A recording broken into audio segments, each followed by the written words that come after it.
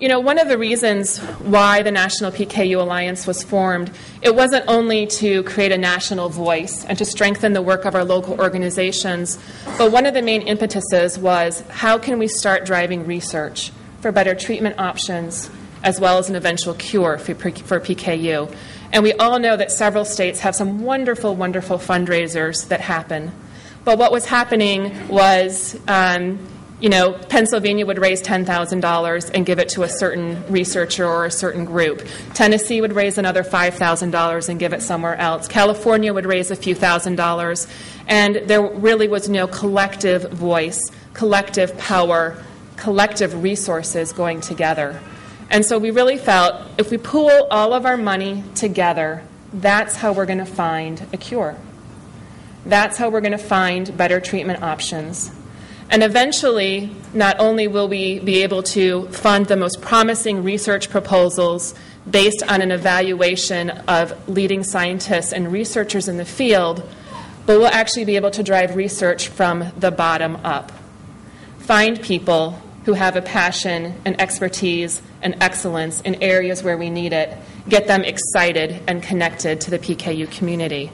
And so at this point, I'd like to bring Mike Franklin up to join me, the chair of our Scientific Advisory Board.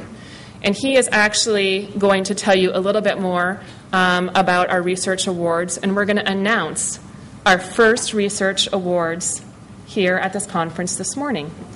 And we will be following up, and you'll be hearing from these folks in our meetings in the future. Thank you, Mike.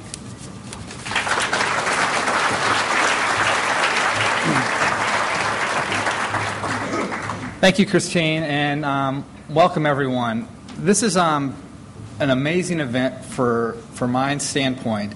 11 years ago, I have 3 children, 3 boys. My oldest has PKU. And when I first found out about this, obviously it was sort of the devastation and trying to figure out exactly what this is.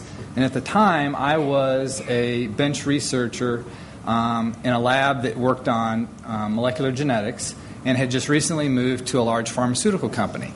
So I said, okay, here's a place where I can really actually get involved and do something and have an impact.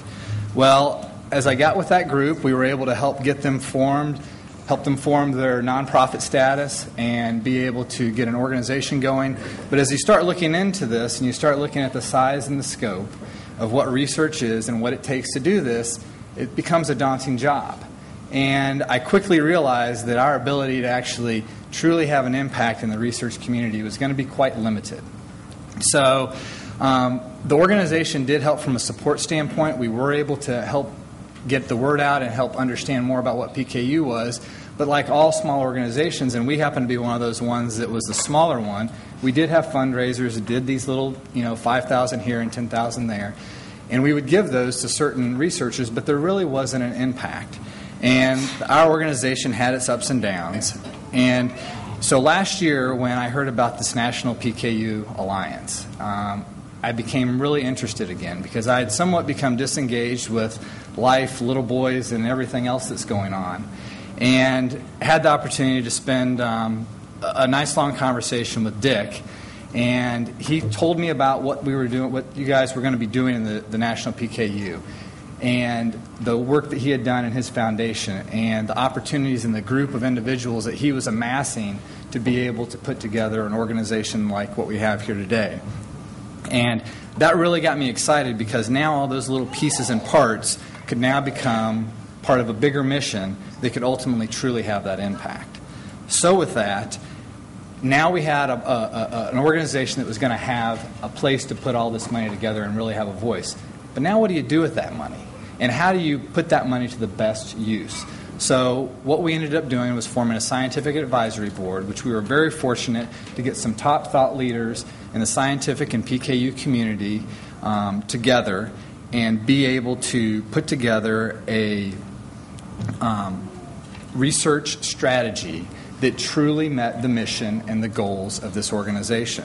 And in your handout here on the back of that, in the very back, has a detailed list of sort of what we've come up with and how this meets our goal in the research strategy that we're trying to implement. So with that, it's been a pretty amazing 12 months to where we have gone from really nothing to be able to have a scientific advisory board. We have a research strategy that we feel meets the mission and goals of the organization. We've put together a process to bring in research proposals and how to quantitatively as well as qualitatively review those proposals and make recommendations on how we should fund those.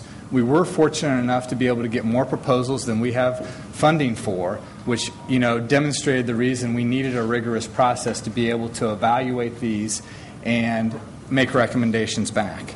So with that guidance from the SAB and the Scientific Advisory Committee and the unanimous approval of the Board of Directors, we are now able to announce our first National PKU postdoc fellowship as well as 2 other research grants. So with that, I'd like to move to the first slide. So with that, our first inaugural National PKU Postdoc Fellowship Award is to Dr. Roberto Gramignali from the University of Pittsburgh, and the focus of that research that he is going to do is going to be on cell transplantation in PKU.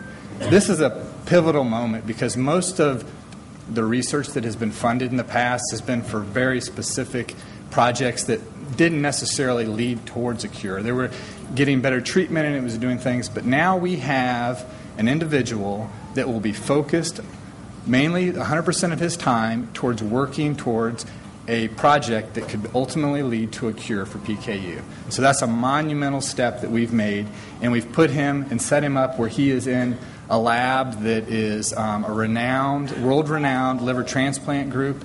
And so I think we have a huge opportunity here for success of this project as well as future information to ultimately get to our mission.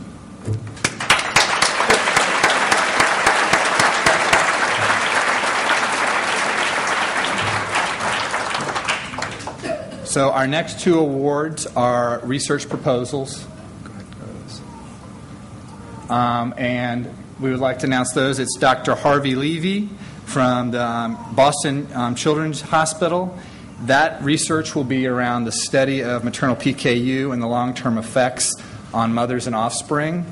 And the second one is to Dr. Denise Ney from the University of Wisconsin, and she will be studying dietary GMP improvements in bone development in PKU mice and the effects of the synthetic diet on bone formation.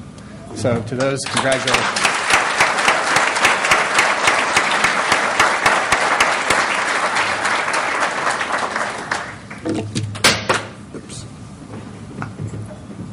So with that, what we will be doing is I will be getting those abstracts out on the website so you guys can see a little bit more detail around what those programs are.